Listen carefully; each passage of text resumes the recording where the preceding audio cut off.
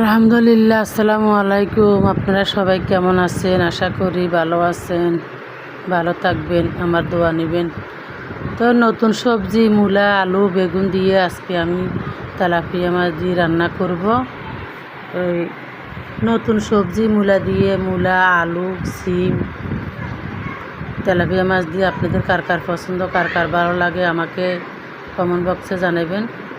আমার কুড়া বাছা সব শেষ করে আমি এখন ধুয়ে ফেলে মাছ ধুয়ে নিলাম, সবজি ধুলাম, ধুয়ে এখন আমি রান্না বসাই দিব। এগুলো হচ্ছে ছোটো মাছ, সাগরের ছোটো মাছ ভাজি করছি। এখন খাবার দাবার শুরু হইল। ঘুমো স্বপ্ন দেখছি। এটা হচ্ছে যে মাগুর মাছের মাথা। মাগুর মাছ আমি খাই না, আমি পছন্দ করি না। ছোটোবেলায়